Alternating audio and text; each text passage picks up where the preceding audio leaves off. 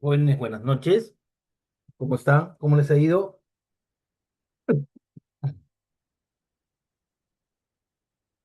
Buenas noches, docente. Muy ¿Qué bien. tal? ¿Qué tal, Johan? ¿Qué novedades? ¿Todo bien? Aquí con Buenas noches, docente. pensando en las elecciones, voy Esperando a los pensar, resultados finales. no ya, pero ya está casi definido ya. Keiko al menos Ah, ya no, pasó. eso sí es un hecho, ya tiene bastantes votos. Indudablemente, Sí. al parecer va a pasar, ¿no? Eh, Listo, vamos a ver el tema del día de hoy, ya jóvenes, que trata sobre la evolución del constitucionalismo, ¿no? Y habíamos mencionado en las clases pasadas, ¿no? Que el constitucionalismo obedecía pues ¿no? al surgimiento de constituciones a través del tiempo, ¿no? Sabemos que las constituciones, en un principio jóvenes, se vinieron pues a dar, ¿no? Con la finalidad de poner pues un límite en el poder, ¿no? De los gobernantes de ese entonces, ¿no? Gobernantes que mayormente eh, estaban a cargo pues de estados autoritarios, ¿no? Donde el gobernante pues tenía un poder omnipotente, ¿no? Tenía mayormente los tres poderes del Estado que conocemos en la actualidad, ¿no? Porque ellos podían realizar actos de gobierno, ellos podían juzgar y ellos podían legislar, ¿no? Entonces, indudablemente ese totalitarismo generaba en muchas ocasiones que realizaran actos pues de repente injustos, ¿no? Contra el pueblo. Eso trajo como consecuencia, indudablemente, el nacimiento, pues, de ideas liberales, ¿no? De ideas que trataran de buscar la democracia, por ejemplo, ¿no? Y nosotros vamos a ver, cuando ya comencemos a desarrollar el tema del día de hoy, ¿no? Sobre esta evolución del constitucionalismo universal, que la primera constitución que tomamos en base siempre es la constitución americana, ¿no? Una constitución americana que va a servir de modelo para la Constitución francesa, ¿no? O el código, eh, la Constitución francesa, que después, pues, se va a expandir también eh, muchos de sus principios, ¿no? Y valores hacia el resto de Europa, sobre todo en la Constitución alemana, ¿no? Que al final van a ser dos constituciones que van a influenciar mucho en casi la mayoría de las constituciones latinoamericanas, ¿no? Sobre todo en la Constitución peruana, ¿no? Entonces, pero en primer término, la Constitución pues giraba en torno a establecer un documento, indudablemente que de alguna u otra forma permitiera limitar el poder absoluto que tenía el monarca. Después, ya al paso de los años, se van a comenzar a caracterizar por ser documentos en donde se van a plasmar derechos, pues, fundamentales, ¿no? Lo que conocemos como los derechos constitucionales. Antes de entrar al tema, vamos a tratar de ver eh, algunos conceptos, ¿no? Que ya sabemos que la próxima semana, ¿no? Tenemos la práctica calificada uno. Entonces, creo que es conveniente recordar algunas definiciones que ya habíamos hecho referente, pues, a los principios constitucionales, ¿no? Y decíamos que uno de los principios constitucionales era el principio de supremacía, ¿no? ¿Se acuerdan cuando decíamos que la Constitución, indudablemente, el lugar que ocupa dentro de la jerarquización de normas internas del Estado, ¿no? Le da pues una supremacía, es decir, estar por encima de todo el ordenamiento jurídico del Estado, pero asimismo produce pues en todas esas normas de inferior jerarquización una subordinación, ¿no? Es decir, esas normas no pueden contravenir las normas constitucionales, ¿no? Ahí hablamos del principio de supremacía. También habíamos mencionado, jóvenes, el principio de legitimidad, ¿no? El principio de legitimidad, indudablemente, aparte de expresarse en la aceptación y el cumplimiento del pueblo de esa norma constitucional, La legitimidad mayormente va a estar dada cuando esa constitución ha sido elaborada, ¿no? Por un órgano o organismo competente. Y se acuerdan que mencionábamos justamente la época del presidente Morales Bermúdez, ¿no? Que asume el cargo de presidente, ¿no? Alrededor del año 1975. Y él al asumir, ¿no? La segunda etapa del gobierno militar, ¿no? Que derrocó al arquitecto Fernando Belaúnde en su primer gobierno, él plantea las elecciones, ¿no? En un futuro, pero anteriormente establece la necesidad de una asamblea constituyente que casualmente sea el organismo encargado de la elaboración, pues, de la Constitución del año 1979, ¿no? Y ese trabajo que realiza esta Asamblea Constituyente en el año 78 trae como consecuencia, pues, la elaboración de la Constitución del año 79, ¿no? Entonces, de alguna u otra forma, esa Constitución resulta legítima porque la Asamblea Constituyente recibió ese trabajo y lo realizó a través del poder constituyente de poder elaborar esa constitución del año 79. Pero sabemos que la constitución vigente, la constitución del año 93, es una constitución que se va a elaborar a través de un Congreso constituyente, no es una asamblea constituyente, pero nos ponemos en el segundo caso, ¿no? Que establece la norma constitucional en el sentido de que también va a tener legitimidad, porque si bien es cierto, no es realizada a través de una asamblea constituyente, pero esa constitución que se aprueba en el año 1993 fue sometida por el presidente de ese entonces, que era el ingeniero Alberto Fujimori, a un referéndum. Y ese referéndum, jóvenes, que es, ¿no? Esa situación que se da en donde se pone a consideración, pues, del pueblo sobre la aprobación o no de la norma constitucional, ¿no? Y la norma constitucional, como sabemos, es aprobada, pues, ¿no? Es aprobada a través de un referéndum, ¿no? Que le da legitimidad. Y más aún, sabemos nosotros, pues, que la Constitución es del año 93, ya tiene varias décadas, y ningún gobierno posterior eh, ha objetado esa legitimidad, ¿no? También mencionábamos otro principio, el principio de perdurabilidad, ¿no? Un principio que tiene que ver mucho con la permanencia en el tiempo de la Constitución, ¿no? Ya decíamos nosotros que entre las características que tiene la Constitución peruana, aparte de ser una Constitución escrita, tiene pues una característica de rigidez, ¿no? Y tiene esa característica de rigidez porque casualmente la Constitución peruana, pues, es una constitución que para poder recibir una enmienda, una modificación o en todo caso una reforma constitucional, tiene que estar sometida, pues, a un procedimiento hasta cierta forma engorroso, ¿no? Porque va a ser sometido a dos legislaciones ordinarias con mayoría de votos, ¿no? Entonces, de alguna forma, pues, se le da perdurabilidad en el tiempo al no permitir que esta constitución sea, pues, modificada fácilmente, ¿no? Y eso eran en cuanto a los principios. También hablamos de algunos principios de interpretación constitucional, ¿no? Hablábamos del principio de unidad que establece en cuanto a la interpretación, ¿no? Y cuando hablamos de interpretación tenemos que referirnos, pues, necesariamente a quienes pueden interpretar la norma constitucional, ¿no? Y en principio es el Tribunal Constitucional, pues, ¿no? Como máximo organismo de interpretación de la Constitución establecida en la propia Constitución, el Tribunal Constitucional, los jueces también al momento de emitir fallos tienen que hacer una interpretación constitucional, ¿no?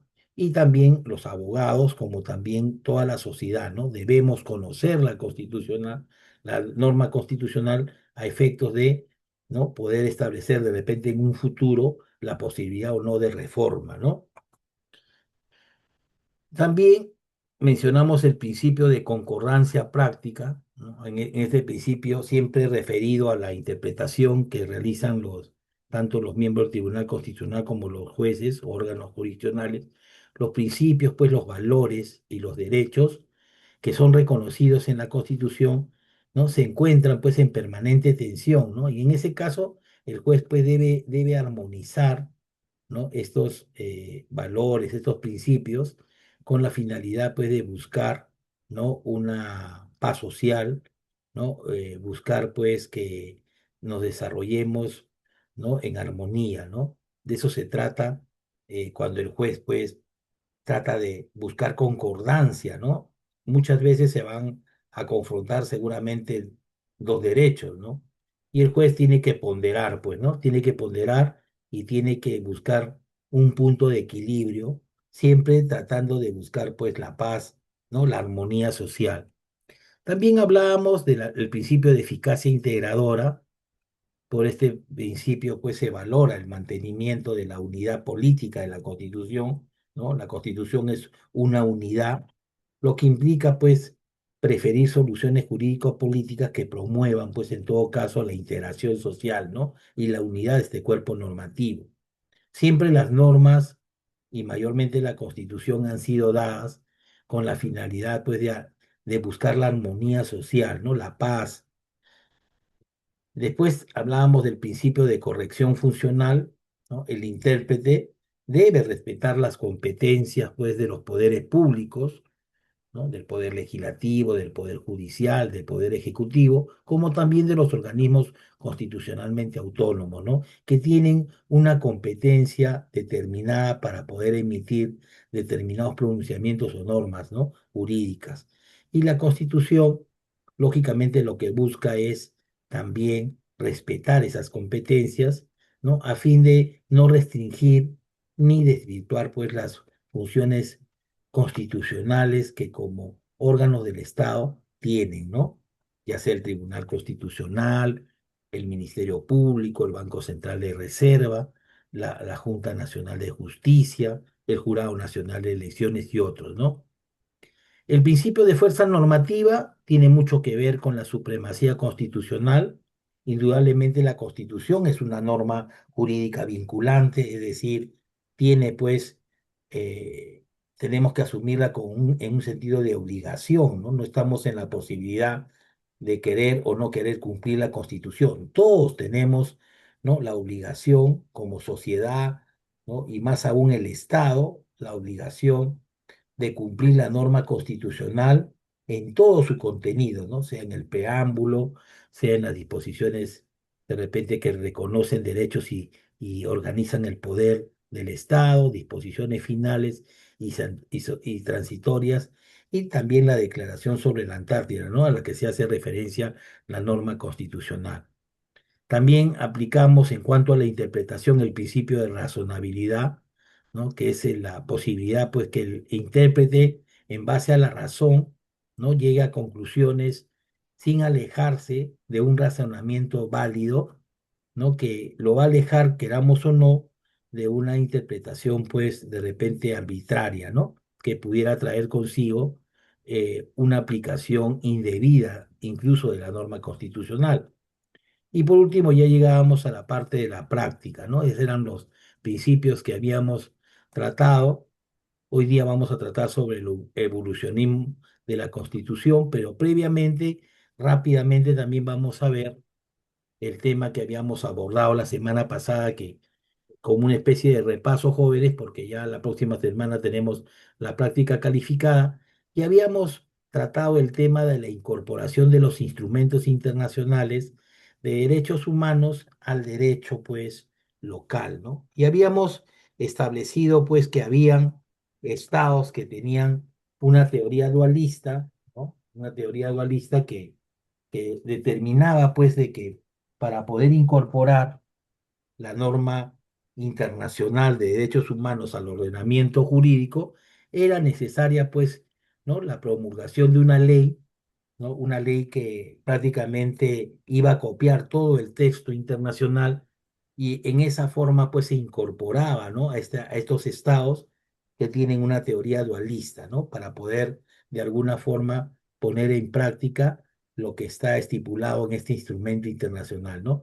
Cosa que no sucede en la teoría monista, ¿no? Porque el Perú, ¿no? El Perú tiene una teoría monista, es decir, la norma, ¿no? La norma internacional se interconecta con la norma interna, ¿no? Y solamente lo que es necesario para que pueda surgir efectos, ¿no? Tiene que ser pues firmada y ratificada por el presidente de la República. No, no se necesita de la expedición de ninguna norma legal para que sea incorporada dentro del ordenamiento jurídico, ¿no? También mencionábamos algunos casos de incorporación que se dan en algunos estados, ¿no? Hay, por ejemplo, estados, ¿no?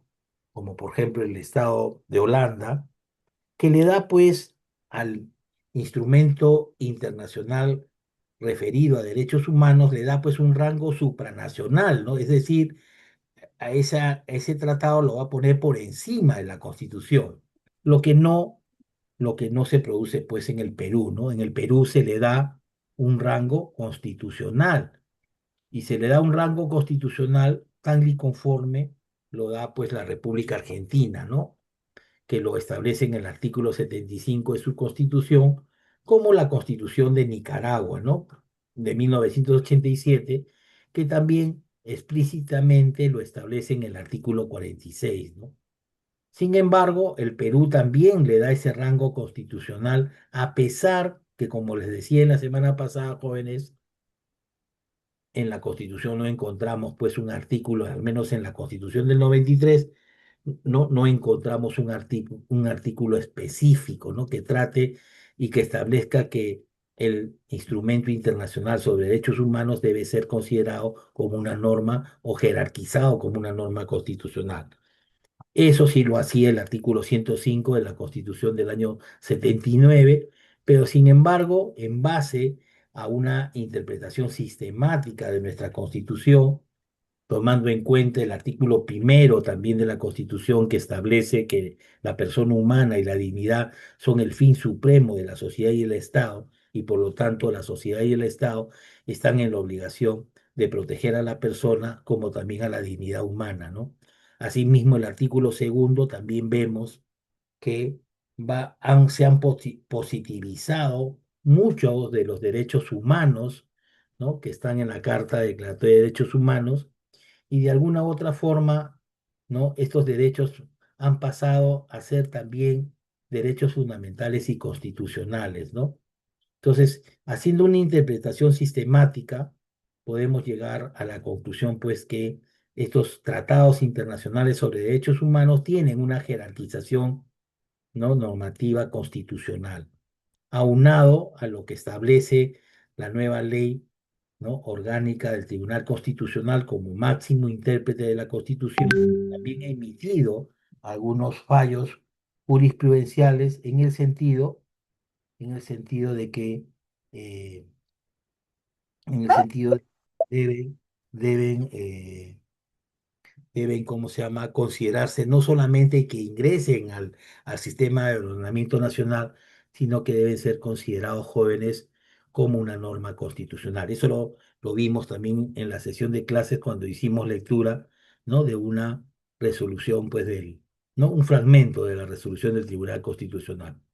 Entonces, también vamos a encontrar estados que le dan un rango supralegal, es decir, colocan al tratado por encima de las leyes, pero por debajo de la Constitución, y por lo tanto tiene pues una jerarquización mayor, ¿no? Que una norma o una ley ordinaria.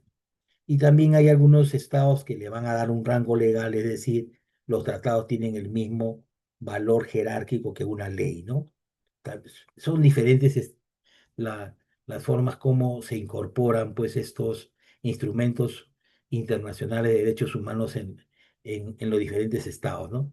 Y ya nos referíamos a la incorporación en el Perú, ¿no? Y hacíamos referencia al artículo 105 de la Constitución peruana del año 79, que sí otorgaba un rango constitucional de forma explícita, ¿no? Se establecía. También les he mencionado que a través de una interpretación integral y sistemática, de la Constitución, en la actualidad podemos colegir nosotros, que también tienen rango constitucional aunado a lo que se encuentra en el artículo 8 de la nueva ley orgánica del Tribunal Constitucional, como también, ¿no? Como también de lo que se establece en una sentencia del Tribunal Constitucional, en donde se, ¿no? Donde se establece que los tratados internacionales de derechos humanos no solo pues van a conformar nuestro ordenamiento jurídico, sino que además detentan pues un rango constitucional, ¿no? Y con eso llegábamos al final de esta sesión, ¿no? No sé si habrá alguna pregunta hasta el momento, todo claro, jóvenes, para entrar al tema de hoy, ¿sí? Sí, Flormina, adelante. Buenas noches, profesor. Buenas noches, compañeros. Sí, Quería consultarle respecto a lo que usted mencionaba, de que nuestra Constitución es, bueno, brinda esa garantía jurídica en el tema de perdurar, ¿no? En el tiempo y que sí. para que se haga alguna modificación de del texto constitucional tendría que instalarse una asamblea constituyente, eh, pero ¿Para qué como efectos? ¿Para qué efectos? para cambios o modificaciones de la Constitución.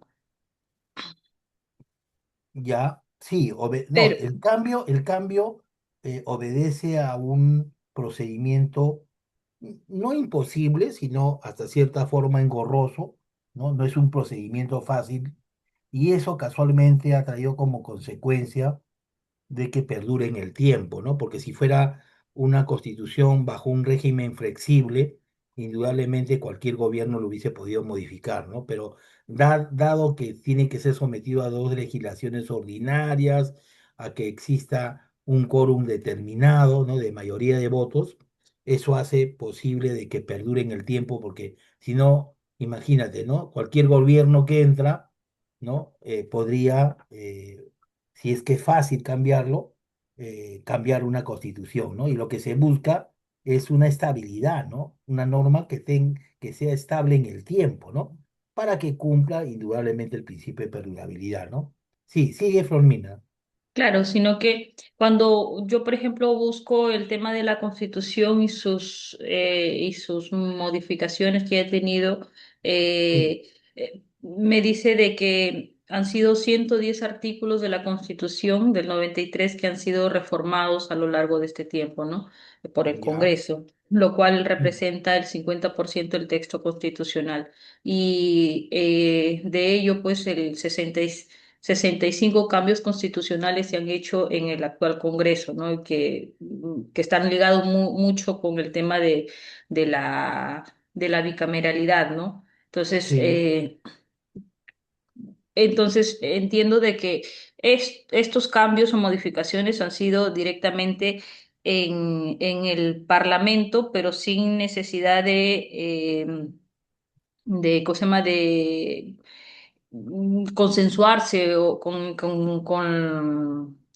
la población, ¿no? Más o menos así. Entonces, como que no me queda muy claro de cómo es que se hacen tan fácil así los cambios, si se supone que tendría que para tener una seguridad jurídica o una legitimidad, ¿no? Tendría que ser aprobado también o consultado al pueblo, como en ese entonces usted ponía el ejemplo del Congreso Constituyente que se hizo en el tiempo del presidente Alberto Fujimori y ¿cómo se llama? Se hizo la consulta a través del referéndum, ¿no? A eso iba. claro. Sí, muy bien, Flormina, pero no nos olvidemos que las personas que están sentadas en el Congreso son nuestros representantes, ¿ya? Nosotros hemos votado para que ellos estén ahí. Entonces, ellos no actúan en nombre propio, ellos están actuando en representación de la población. Entonces, ellos indudablemente están haciendo modificaciones, pero no reformas constitucionales completas, ¿no? Por ejemplo, una reforma constitucional, por ejemplo, de una magnitud que signifique dejar sin efecto la Constitución, necesariamente va a obedecer a conformar una asamblea constituyente. Ahora, determinados artículos seguramente en el transcurso del tiempo han sido modificados, pero no han sido modificados en un solo acto a gran escala, ¿no? Se habrán modificado en el tiempo. Imagínense, esa Constitución pues tiene, si no me equivoco, 33 años, ¿no? Porque es del 93, 2003, Ujú. 2013, 2023, son treinta 33 y tres años. treinta y Entonces, tres en años. los 33 años se han ido modificando, pero esa modificación ha sido algo progresivo, no ha sido una modificación, pues, como cuando se modificó la Constitución del 79, que fue una modificación integral. Y lógicamente esa modificación integral necesariamente tiene un procedimiento engorroso. Por eso es que muchos han querido dejar sin efecto la Constitución del 93 porque consideran pues que es una constitución que se dio en un gobierno eh, autoritario, un gobierno de facto, muchos mencionan, pero de alguna u otra forma, ¿no? Esa constitución al final fue legítima, ¿no? Como le digo, porque esa constitución fue sometida a referéndum y el referéndum aprobó esa constitución. Entonces, cuando yo me refiero a una reforma constitucional, me estoy refiriendo a una reforma constitucional, pues, de tal magnitud de dejar sin efecto la constitución del 93. ¿Ya, Flormina? No sé si Ujú. contesté tu pregunta. Sí, sí, profesor, sino que igual yo creo, sí discrepo con lo que usted menciona porque si bien es cierto, no se ha hecho mejor dicho, no se ha anulado la Constitución, pero o no se ha cambiado por una nueva, pero sí se ha modificado de manera sustancial, ¿no? Y que justamente es el tema de la bicameralidad que ha ocasionado el cambio de más de 50 artículos. Entonces, Ah, no, lógicamente que es un acto y eso hubiera indudable. sido sometido a referéndum o a consulta popular, creo que hubiera tenido ya ahí la legitimidad que usted menciona, ¿no? Claro, pero eso es un acto que yo también considero que no es un acto regular que han hecho los congresistas, lo han hecho pues por un interés particular de ellos, ¿no? Porque si no, si ellos no hacían viable esta bicameralidad, muchos de ellos no hubiesen podido ser reelegidos, ¿no? Porque no hay una reelección directa. Pero ellos han primado seguramente un interés particular frente a un interés nacional, ¿no? Y por eso es que a contra viento y marea, ¿no? Han permitido de esta bicameralidad, ¿no? Que al final y al cabo no lo autorizó el pueblo, ¿no? Fue una situación contraria. Pero sin embargo ellos lo han hecho así. Eso seguramente va a ser óbice pues de muchas críticas, ¿no? Como ha sido, ¿no? Porque se ve pues que están prevaleciendo intereses particulares, ¿no? Frente a intereses nacionales. No sé si habrá alguna otra pregunta, jóvenes. ¿Sí? Ya, listo. Entonces hoy día vamos a ver la evolución del constitucionalismo universal. En primer término, como les decía, las constituciones se van a comenzar a dar, ¿no? En el mundo con la finalidad de poner ciertos límites al poder absoluto, ¿no? De sistemas de estados, pues, totalitarios, ¿no? Sabemos que en esos estados los gobernantes pues gozaban de un poder omnipotente, ¿no? Donde tenían todos los poderes y no había pues ningún ente ni un organismo que pudiera poner límite a ese poder, ¿no? Y eso en muchas ocasiones seguramente ocasionaron pues determinados actos, ¿no? Injustos, desiguales, ¿no? Que queramos o no fue un caldo de cultivo, pues, para que esas sociedades, ¿no? Emergieran en ideas liberales, democráticas, constitucionales, ¿no? Y es así como se comienzan a dar una serie de constituciones en el mundo, ¿no? La primera, la constitución del año, ¿no? De Estados Unidos, ¿no? Que fue una constitución que fue la base para la constitución francesa, ¿no? Una constitución que se da después de la Revolución Francesa, ¿no? Indudablemente, siempre les he mencionado que hay determinados momentos, ¿no? En el quehacer histórico, ¿no? De los pueblos que de alguna u otra forma conllevan al cambio también del derecho, ¿no? Y es así que en esta época primaba pues un sistema feudal, ¿no? Un sistema también totalitario, absolutista, ¿no? Y el pueblo francés indudablemente estaba en contra, ¿no? De esas actividades porque recibía mucho maltrato, ¿no? De los gobernantes. Y eso trae consigo la Revolución Francesa y posteriormente, pues, la Constitución de Francia, ¿no? Constitución de Francia que sirvió de modelo y se expandió también muchas de sus ideas y principios en toda Europa, ¿no? Medieval, inclusive en Alemania. Y tanto la Constitución, pues, de Francia como la Constitución alemana van a servir de base también, ¿no? Para muchas constituciones, no solamente de Europa, sino para muchas constituciones de Latinoamérica, ¿no? Incluida la Constitución del Perú, ¿no? Entonces, en un principio se buscaba limitar el poder del monarca. Posteriormente ya se encargó de establecer, ¿no? Derechos fundamentales o derechos constitucionales, ¿no? Lo que actualmente conocemos y vemos en una constitución, ¿no? Hemos visto que en principio trata de la estructura del Estado, de la organización de las entidades del Estado, trata también sobre derechos fundamentales o constitucionales y también, por último, pues va a versar sobre garantías constitucionales, ¿no? Entonces, el constitucionalismo, jóvenes, es un movimiento, pues es un proceso, ¿no? Que se llega a plasmar en un documento escrito, como vemos, ¿no? La Constitución, y toda normativa de garantía de limitación, como les digo al gobierno, encaminada siempre a la libertad, a la igualdad para todas las personas, ¿no? Esa es la razón de ser de la Constitución, buscar, ¿no? Que la libertad, la igualdad para todas las personas, eso lo encontramos también como un derecho fundamental o constitucional, ¿no? Indudablemente, esta constitución implica, ¿no? Uno de sus principios, ¿no? El principio de subordinación normativa, va a significar pues la subordinación a sus disposiciones, ¿no? Por el resto de la normativa nacional, ¿no? Que hemos visto nosotros cuando hablábamos de la pirámide de Kelsen, ¿no? Tanto las normas del poder legislativo, del poder ejecutivo, de los gobiernos regionales y locales, todos se subordinan a la Constitución, ¿no? Porque si no se subordinan, entrarían pues en contravención y por lo tanto se podrían interponer pues acciones de inconstitucionalidad, ¿no?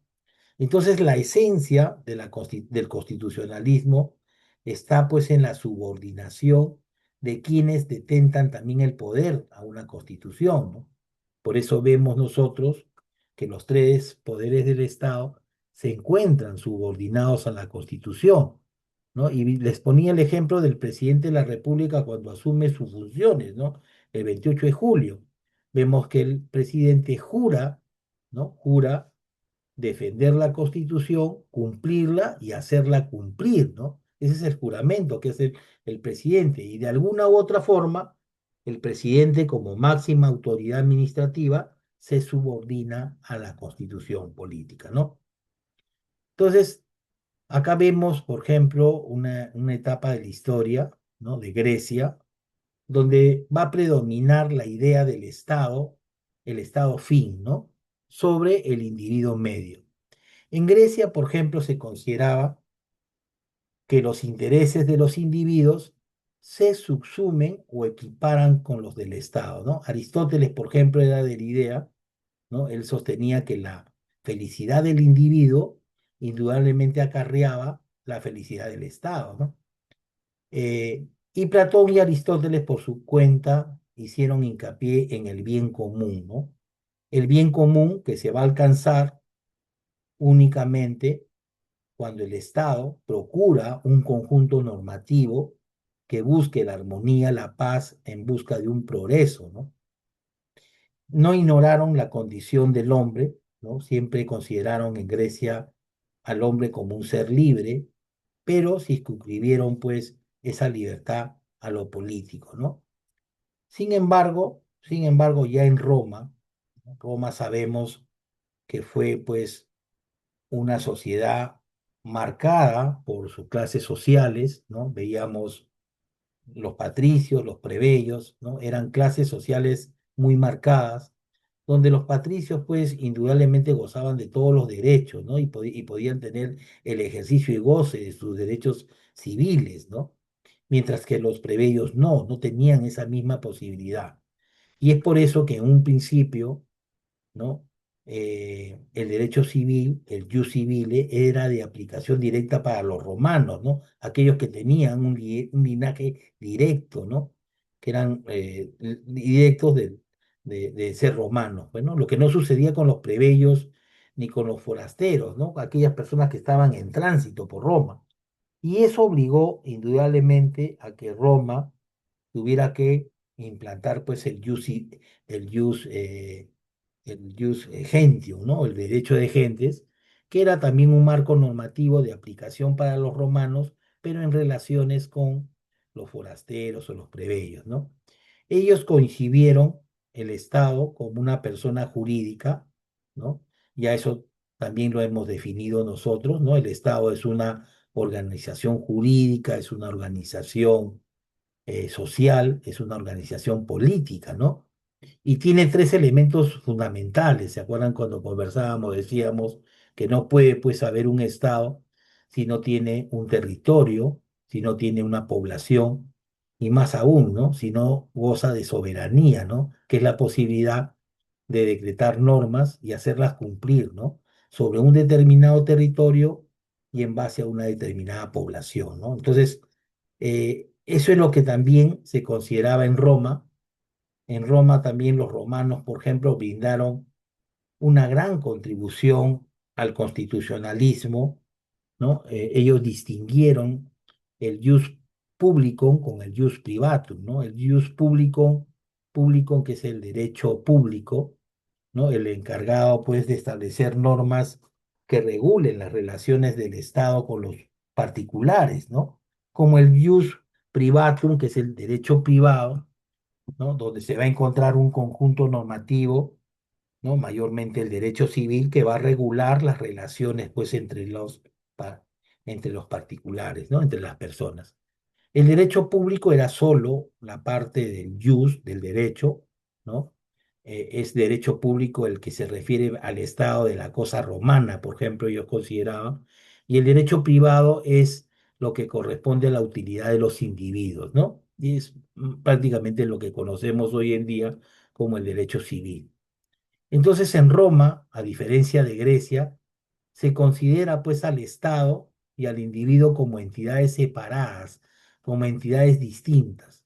La existencia del Estado en Roma encuentra su justificación, ¿no? Comienza a encontrar justificación en la protección de los derechos individuales, ¿no? Derecho a la vida, a la libertad, a la salud, a la educación.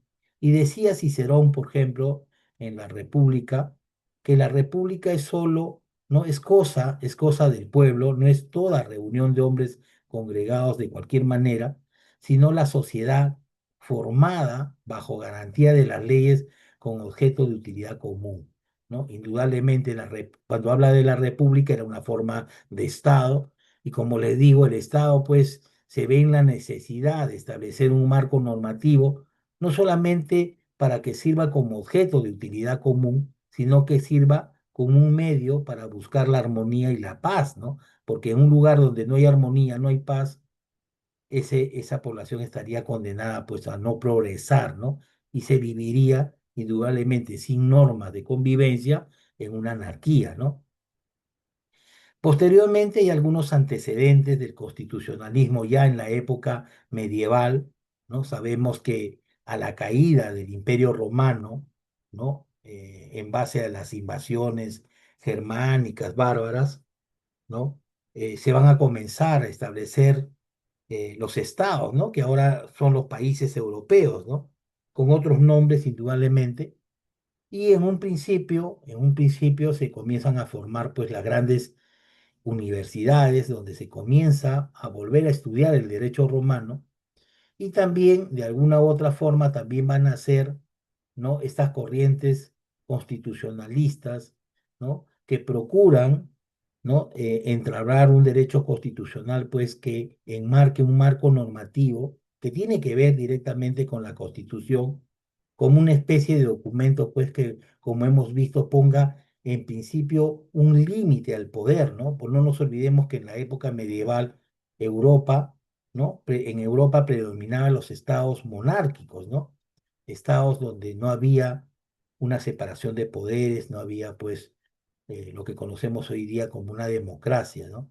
Entonces, ellos, indudablemente, en base a muchos movimientos, revoluciones, hicieron que este constitucionalismo ya se comenzara a poner vigente, ¿no? Por eso hablábamos de la Constitución de Francia posterior a la Revolución Francesa. También hay ciertas características, ¿no? De estos antecedentes del constitucionalismo, ¿no? Características de este periodo histórico, por ejemplo, los siglos quinto, ¿no? Y el siglo XIV, que son la atomización del poder político y la división social estamental, ¿no? Y la ausencia de libertad individual, ¿no? Eran algunas características. Y no obstante, estas características comienzan a surgir, como les digo, los primeros, ¿no? Los primeros atisbos del constitucionalismo moderno, ¿no? En las llamadas cartas y fueros medievales, ¿no? Y ahí vamos a encontrar la Carta Magna, ¿no? Que fue la Constitución de Inglaterra, ¿no? Que trajo consigo, en principio, ¿no? Poner freno, ¿no? A las monarquías inglesas, ¿no? Entonces surge la idea de un poder monárquico limitado por representantes de los distintos estamentos de la sociedad, sobre todo de nobles y clero. No era posible sancionar al príncipe o al rey, ¿no? Porque se atropellaba de repente derechos de los súbditos, ¿no? Por la misma característica de autoritario y totalitario, ¿no? Aparece la necesidad de garantizar estos derechos frente a la voluntad arbitraria del monarca, ¿no? Y la posibilidad de sancionar también su vulneración. Hay algunos documentos antecedentes, les mencionaba la Carta Magna, ¿no? De Inglaterra, en donde se van a establecer algunas ideas que no eran ideas que se habían considerado con anterioridad, ¿no? Por ejemplo, acá se comienza a tener ideas sobre el respeto y la garantía de privilegios a nobles feudales. Se va a establecer, por ejemplo, la prohibición, salvo casos excepcionales, de cobrar tributos, por ejemplo, sin el consentimiento del Consejo del Reino. Algunas disposiciones fundamentales, ¿no? Eh, por ejemplo, había un artículo que establecía esta Carta Magna que tenía que ver en que nadie podría ser aprisionado, arrestado ni desposeído de sus bienes, costumbres y libertades, sino en virtud del juicio de sus pares según la ley del país, ¿no? Y la imposición también de penas solo mediante pruebas válidas, ¿no? Fueron algunos documentos, ideas que se comenzaban a gestar en base justamente a este movimiento, ¿no? Encarnado en el constitucionalismo que comienza a ponerse en práctica justamente al nacimiento de estos documentos, ¿no? La Carta Magna. Después vemos la Petition of Right, ¿no? Que fue la petición de derechos que data pues del año 1628, ¿no? Este documento se da en virtud a las disputas que existían entre el Parlamento inglés y el rey Carlos I, ¿no? Existía pues una negativa del Parlamento de seguir aprobando subvenciones para las guerras, ¿no? Que tenían que ver con la Revolución Inglesa y el triunfo también de los parlamentarios y la decapitación de Carlos I, ¿no? Entonces, se va a presentar también un acta del habeas corpus que prohibía pues las detenciones sin orden judicial, ¿no? Situación que no se conocía con anterior, ¿no? A esta petición of right, ¿no? Y estableció todo un procedimiento, ¿no? Es una institución que ha llegado hasta el día de hoy, ¿no? ¿No? Establecían ciertos procedimientos para que una persona detenida por cualquier delito, por sí mismo o mediante un tercero, pudiera, pues, presentar ante el juez para que dispusiera su libertad, ¿no? Mayormente cuando se había producido una detención, pues, como lo conocemos en la actualidad, ¿no? Sin amerituar una orden judicial, ¿no? Y esta Declaración de Derechos, Bill of Rights de 1689, fue impuesta por el Parlamento inglés como una condición previa a la proclamación como rey y reina, ¿no? De María Estuardo y su esposo Guillermo III de Orange, ¿no?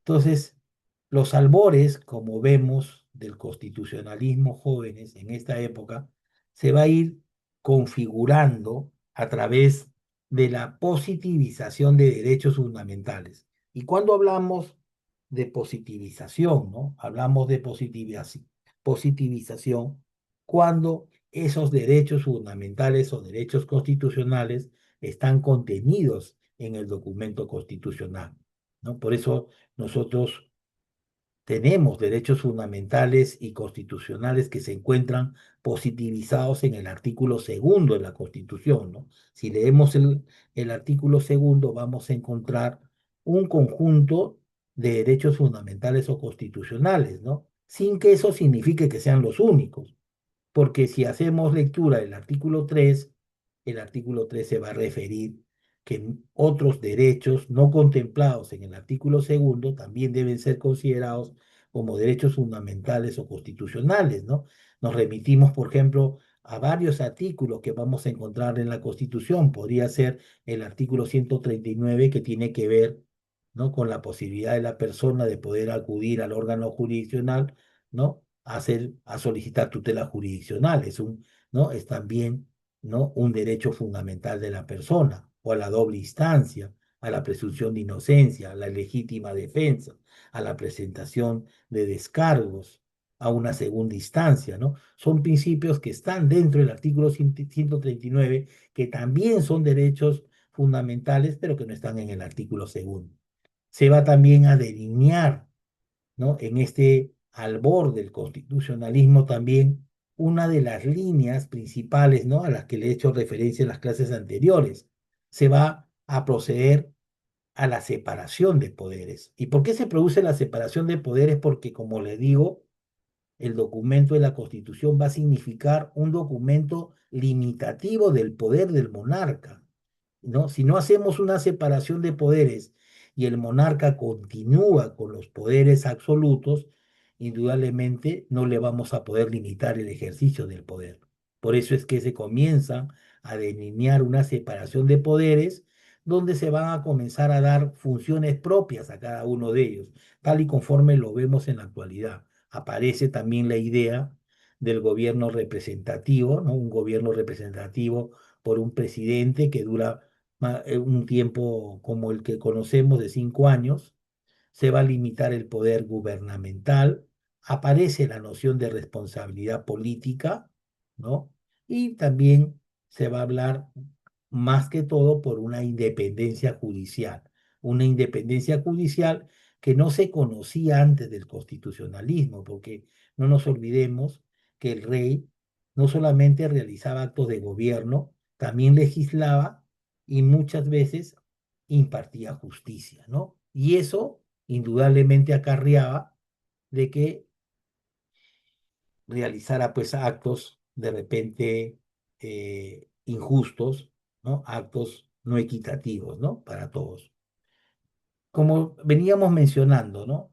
El constitucionalismo de Norteamérica indudablemente es un hito importante en la historia del constitucionalismo, la independencia o revolución americana, ¿no? Que va a obedecer también a esas ideas, ¿no? Liberales, va a asegurar la libertad individual, introduce el principio constitucional del gobierno limitado, va a consagrar también la posibilidad de reclamar la protección de los derechos ante los tribunales, ¿no? Que viene a ser lo que conocemos hoy en día como la institución de la tutela jurisdiccional, y se establece pues la Constitución como norma suprema, ¿no? Lo que actualmente goza, por ejemplo, en el Perú, ¿no? Se le da ese marco de supremacía legal con la finalidad, más que todo, que los estados no puedan emitir normas contrarias a la Constitución porque de alguna u otra forma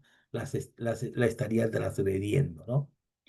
Después hablábamos de esa Revolución Americana y Constitución, hablábamos de la Revolución Francesa, ¿no? De la toma de las Bastillas, la Declaración de los Derechos del Hombre y del Ciudadano, ¿no? El objeto de toda asociación política, indudablemente, pues es la conservación de los derechos del hombre, ¿no? La libertad se conoció en esta Declaración de los Derechos del Hombre y del Ciudadano, ¿no? Que consiste, ¿no? en la posibilidad de hacer todo lo que no perjudique a otro libremente, ¿no? No nos olvidemos que nuestros derechos tienen límites, ¿no? Nuestros derechos no son ilimitados, por más derechos humanos que puedan ser o derechos fundamentales o constitucionales.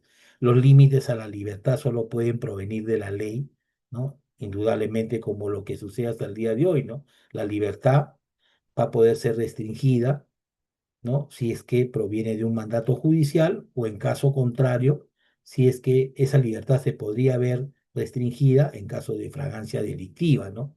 También se establecía en esta declaración de la revolución, de la Constitución francesa también, ¿no? Lo que se conoce como el debido proceso legal, ¿no? Lo que actualmente también tiene un marco constitucional, como también tiene un marco de derechos humanos, ¿no? El debido proceso legal, ¿no? Enmarcado no solamente en el cumplimiento de plazos de un proceso judicial, sino tiene mucho que ver también, jóvenes, con la posibilidad de ejercer su derecho de defensa, de nombrar abogado, de la cosa juzgada, de no ser denunciado por un mismo hecho dos veces, ¿no? Lo que se conoce como el non bis in idem.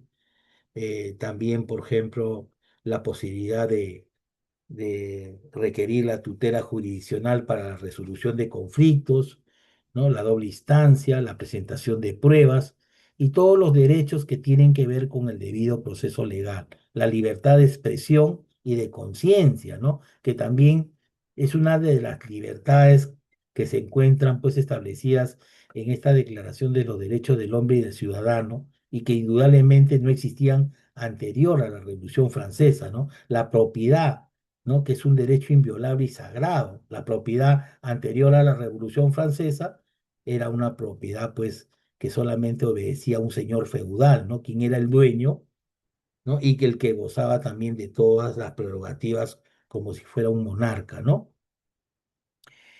Posteriormente pasamos a un constitucionalismo social, ¿no? Donde se trata, pues, de conciliar al interés individual, ¿no? con el interés de la colectividad, ¿no? Normativamente, que los derechos individuales deben estar limitados en su práctica o ejercicio por el interés común, ¿no? Mi derecho individual no puede ir, como les digo, sobre el derecho de las otras personas, ¿no? Hay ciertos límites, ¿no? Por ejemplo, conocemos hoy día que hay muchas personas que en base a la libertad de expresión, ¿no? Pueden pedir una autorización para una marcha y lógicamente lo hacen con todo su derecho y ese es un derecho inclusive constitucional, ¿no? De poder expresar libremente, ¿no? Su pensamiento, ¿no? Y puede ser a través de una marcha.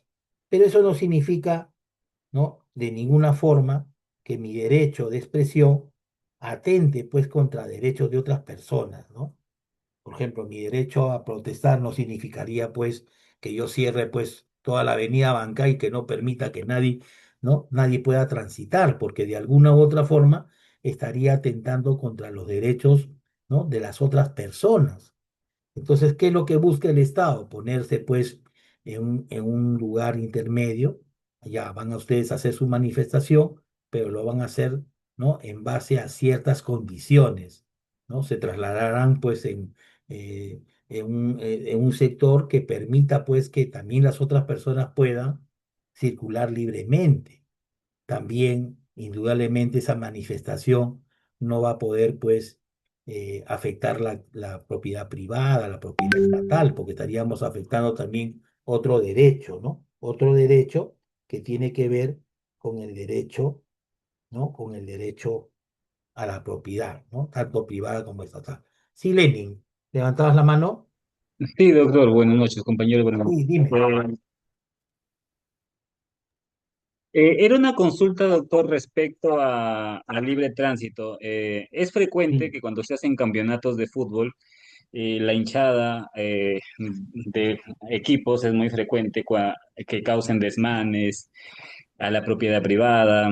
cierren calles, muchas veces sin contar con permiso. Sin embargo, hasta la fecha no se ha podido hacer nada contra ello. Entonces, eh, desde la Constitución, es decir, se está violando muchos derechos de las demás personas, quizás que viven alrededor de los estadios. Entonces, eh, no sé, de repente pienso yo que obviamente uno como poblador no puede hacer nada, pero de repente la solución, no sé si lo han pensado anteriormente, es ir en contra de los que propician, es decir, los encargados de los equipos, los que programan estas actividades, porque y es frecuente.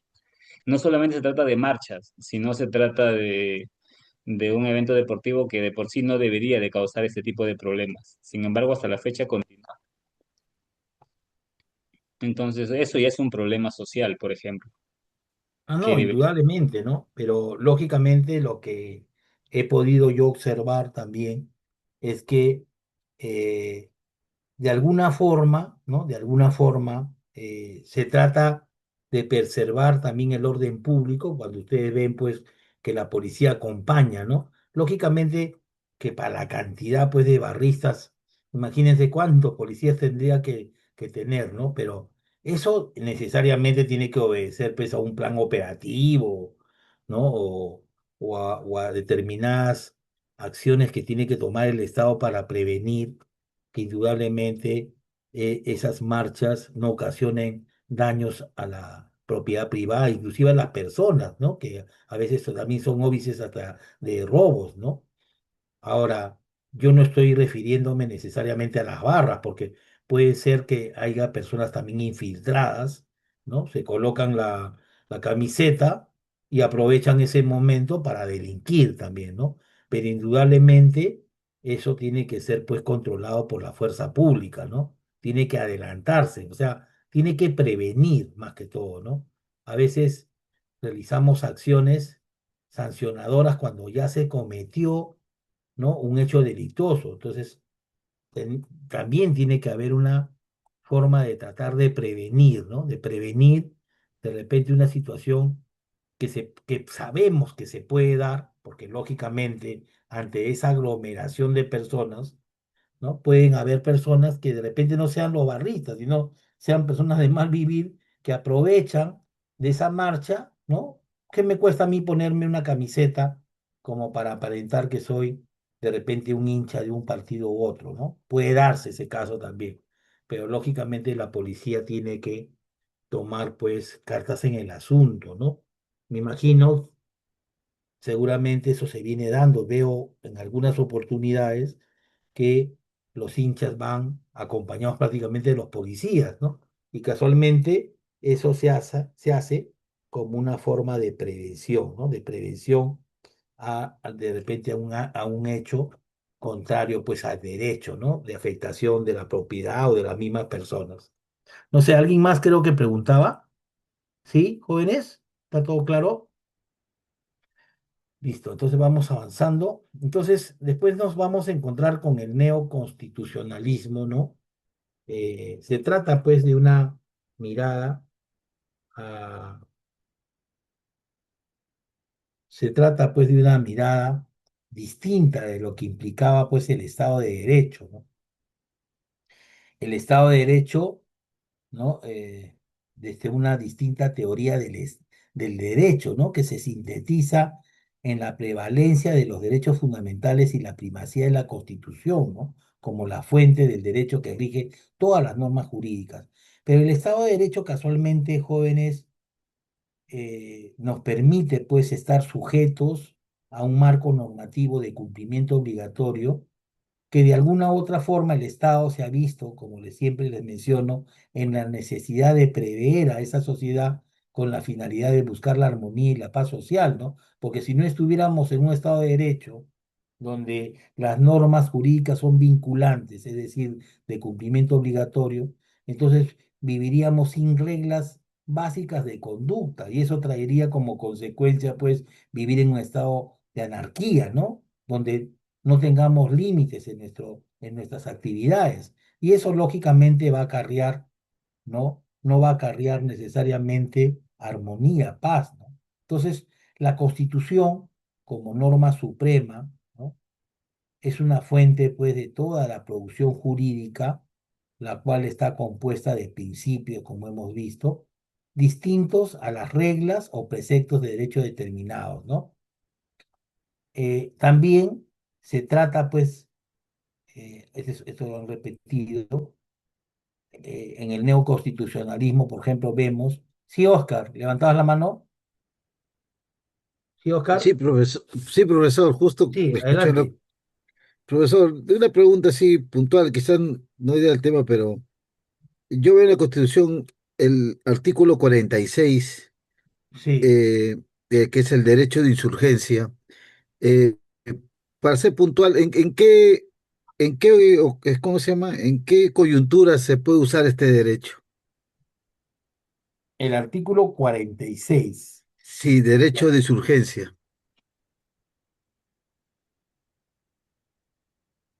Ya. El artículo 46 establece que nadie debe obediencia a un gobierno usurpador. ¿Qué consideramos gobierno usurpador? ¿Qué cosa es un gobierno usurpador?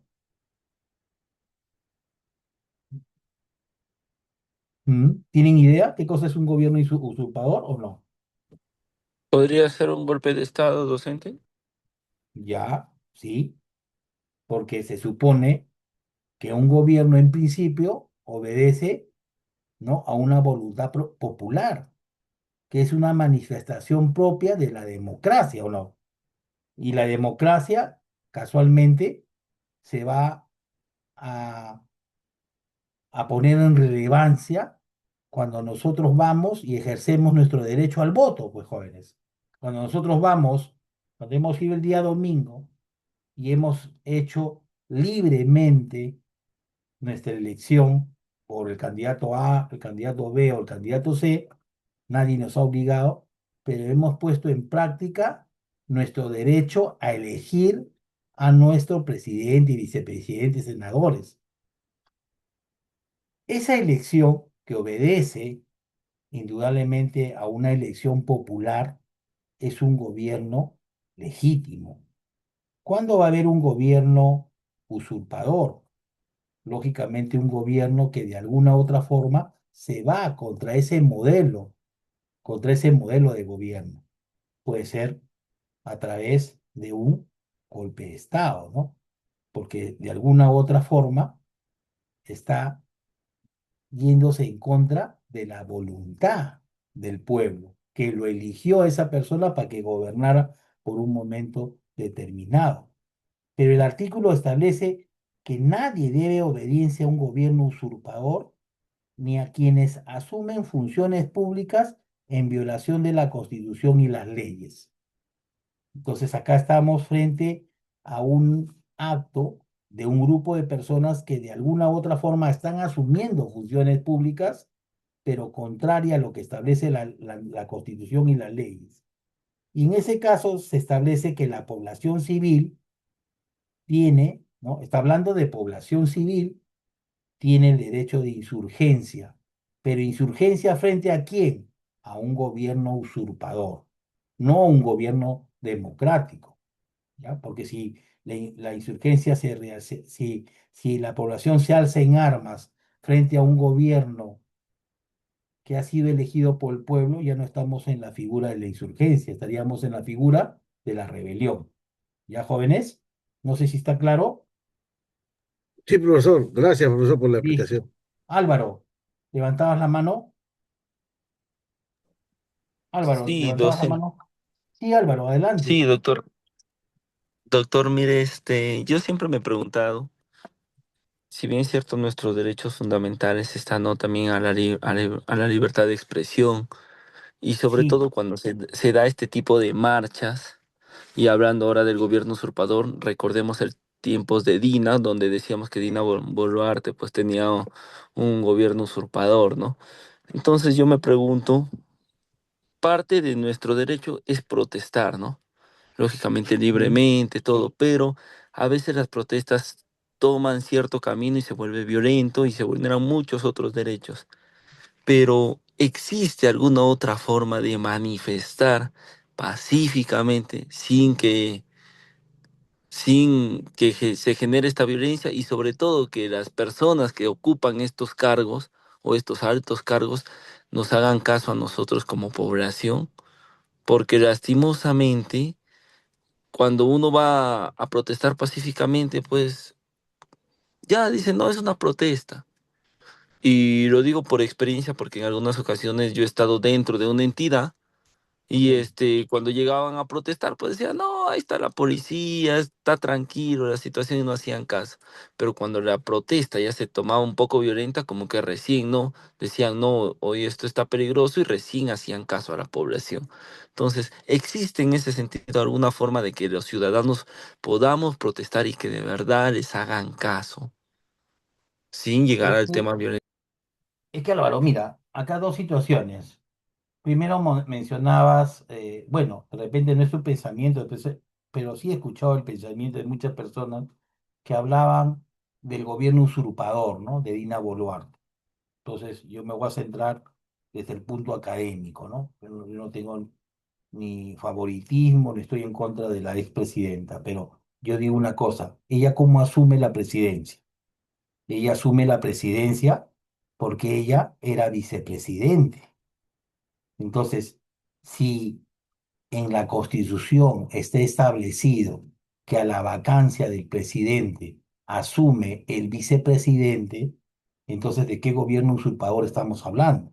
Entonces, tenemos que, ¿no? Tenemos que por eso conocer la Constitución, ¿no? La Constitución establece un procedimiento de relevo presidencial. Ante la falta de un presidente, el que va a asumir es el vicepresidente. Ahora, que el partido político haya entrado en confrontación con la señora esta, ¿no? Y que no hayan querido que ella asuma, esa es otra cosa. Pero legalmente, de acuerdo a lo que se establece en la Constitución, ella asume la presidencia en virtud de la vacancia presidencial y le correspondía de acuerdo a mandato constitucional. O sea, entonces ahí no estamos frente a un gobierno usurpador, ya estamos frente a un gobierno que de alguna u otra forma está legitimado por la norma constitucional. Sí, Jonathan, ¿levantabas la mano? Sí, docente, muy buenas noches, compañero, buenas Sí, noches. Continuando así con el tema, ¿no? De la ilegitimidad de los gobiernos y con las últimas elecciones que han sucedido este domingo pasado. Bueno, sí, se ha visto de que ha habido demasiadas irregularidades, ¿no? por No supuesto. solo dentro de la OMP por culpa de el traslado de las ánforas y las cédulas, y se ha estado hablando demasiado de un fraude electoral a favor de Fuerza Popular. Y también lo han expresado como el señor López Aliaga, y él ha llamado a la insurgencia. Por ende, creo que se le está denunciando, si mal no recuerdo que he visto una noticia. Pero eso no es insurgencia, Jonathan. El- es lo que, bueno, es por lo que O sea, se yo le ha lo puedo denunciado. denunciar, o sea, él como político, porque no es abogado, él como político le puede poner el nombre que quiera, pero no es insurgencia. Estamos leyendo el artículo 46 y la insurgencia es levantarte frente a un gobierno usurpador y Es por él pueda estar en incitador. contra de... yo no le estoy dando fe al proceso, ni estoy en contra, pero yo digo, insurgencia, o sea, tenemos que saber utilizar los términos, ¿no? Él lógicamente lo utiliza porque no tiene conocimiento de derecho y habla de una insurgencia, pero más bien, a mi punto de vista, lo que estaría él tratando de propiciar es una rebelión, no una insurgencia, porque él no se está levantando contra un gobierno usurpador. Él puede estar en contra, jóvenes, de una situación que se ha producido que indudablemente no es una situación normal, ¿no? No es una situación normal, pues jóvenes que se abran las mesas al mediodía, algunas que han abierto a las 7 de la noche, que se prolongue hasta el día siguiente. Eso no es normal, porque eso lógicamente es trabajo de la OMPE, ese es su trabajo, eso es lo que ellos estaban llamados por ley en realizar. Y para eso, lógicamente, como organismo del Estado, tenía que prever. ¿Por qué? Porque estamos hablando de una elección. general. Es una cosa muy delicada, jóvenes. Es una cosa muy delicada, ¿por qué?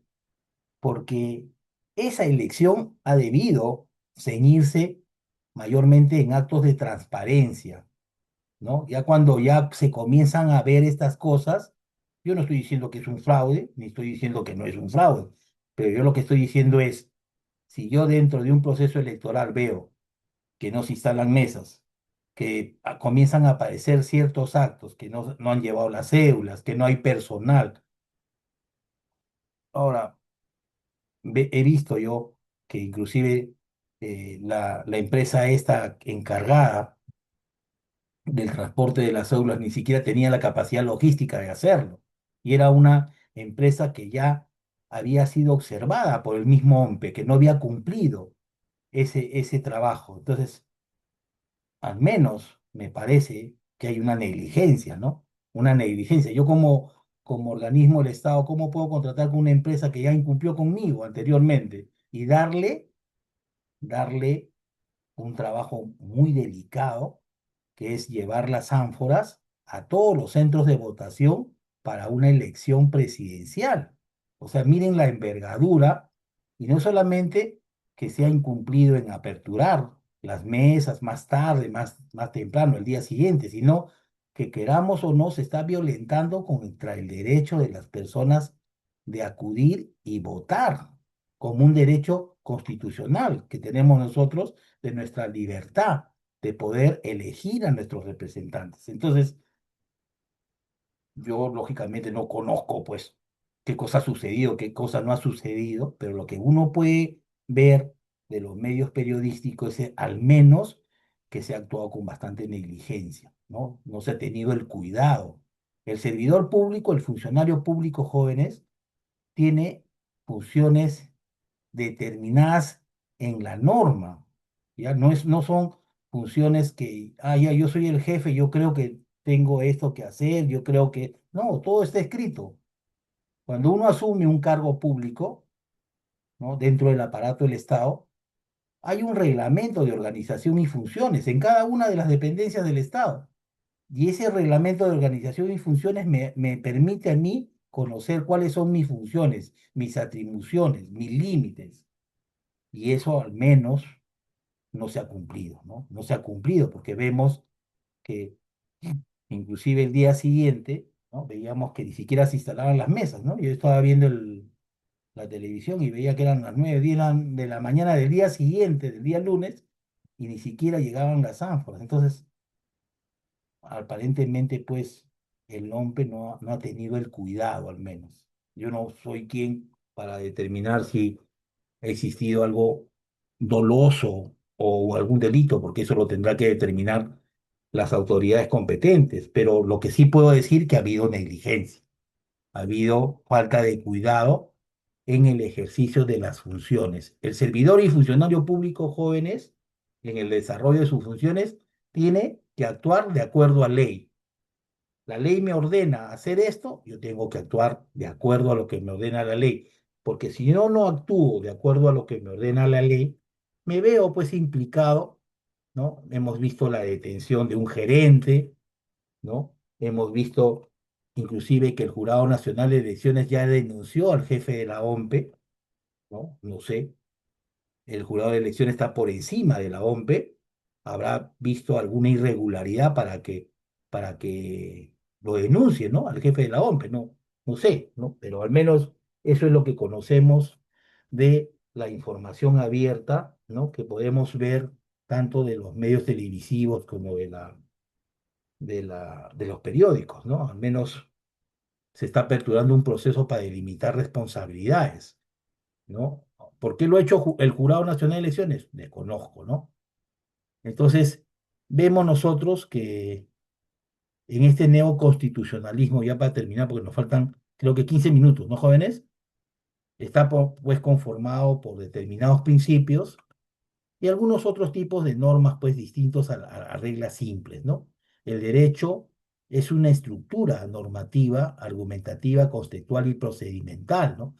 Cuando hablamos de derecho, hablamos de conjunto de normas, ¿no? Conjunto de normas que de alguna u otra forma ¿no? Van a regular, ¿no? Las relaciones que tienen las personas, ya sea si hablamos de derecho privado de las mismas personas y si hablamos de derecho público entre las personas y las entidades del Estado. La legalidad se supedita a la constitucionalidad de manera absoluta, ¿no? Indudablemente la Constitución tiene que ser emitida por un órgano competente para que tenga legitimidad. La interpretación está sobre la base de proporcionalidad, ¿no? La teoría del contenido esencial, la razonabilidad, entre otros principios, ¿no? La razonabilidad es actuar con razón, ¿no? No es actuar arbitrariamente. Más que hablar de interpretación, se destaca el papel de argumentación, no solo en su faceta retórica, sino en sus ámbitos hermenéuticos, cuando hablamos de hermenéutica hablamos de interpretación, ¿no? Que puede ser contextual o procedimental.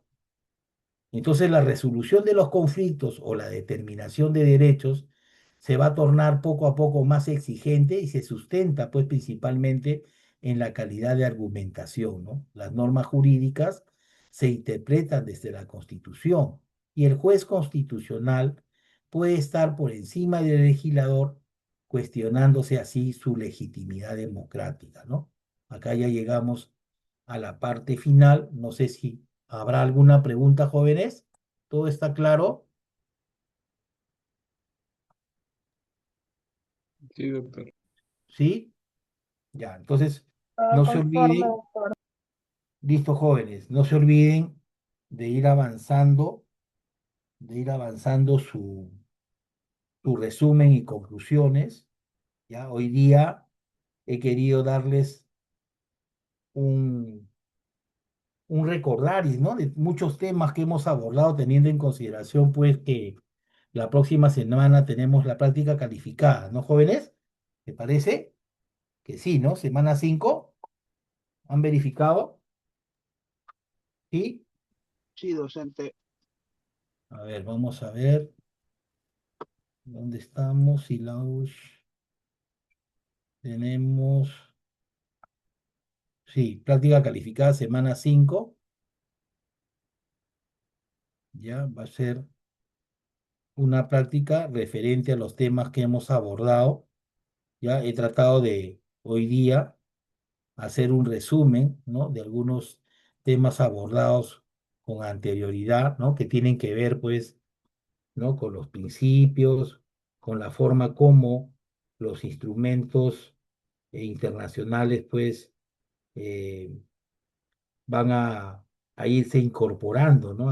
A nuestro ordenamiento eh, jurídico. No se olviden ustedes que nosotros tenemos una forma de incorporar esos tratados a través de la firma y ratificación del presidente de la República, ¿no? No necesitamos, como otros estados, que tengan que sacar una ley donde van a copiar todo el tratado y que en base a eso se va a poner en ejecución el tratado dentro del ordenamiento nacional. No. En el Perú gozamos de una teoría monista, ¿no? Que de alguna u otra forma nos permite incorporar el instrumento internacional de derechos humanos, ¿no? A través de una firma y ratificación, pues, de parte del presidente de la República, ¿no?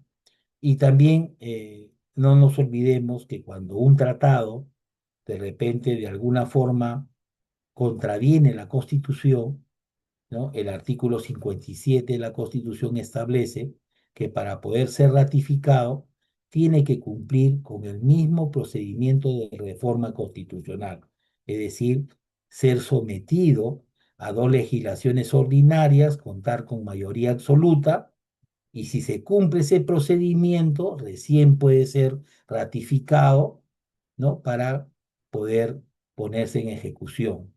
Pero resulta muy difícil que se cumpla con ese procedimiento si es que observamos que en ese tratado se está violentando derechos constitucionales o fundamentales o se está contraviniendo de alguna forma con la Constitución, ¿no? Resulta imposible poderlo ratificar por parte del Estado peruano, ¿no?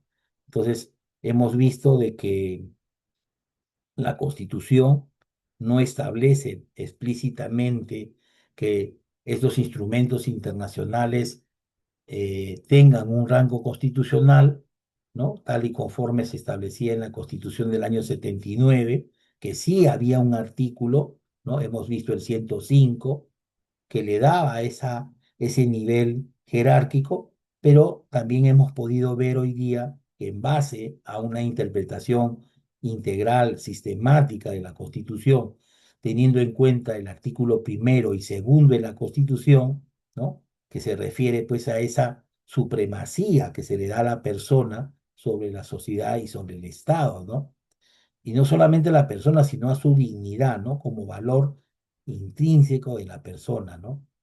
Y eso, indudablemente, aunado a muchos derechos humanos que han sido positivizados en la norma constitucional y que en la actualidad también gozan, ¿no? De ese nivel constitucional porque están contenidos en el artículo segundo y otros artículos de acuerdo a lo establecido en el artículo 3, ¿no? Entonces, la constitucionalidad, el nivel de constitucional se le da por esa interpretación que les digo sistemática e integral, como también si nosotros damos lectura a la ley, a la nueva ley orgánica del Tribunal Constitucional, que como les digo es el máximo intérprete de la Constitución, que establece que una vez que el instrumento normativo sobre derechos humanos que sea internacional incorporado al ordenamiento jurídico debe ser considerado también como norma constitucional,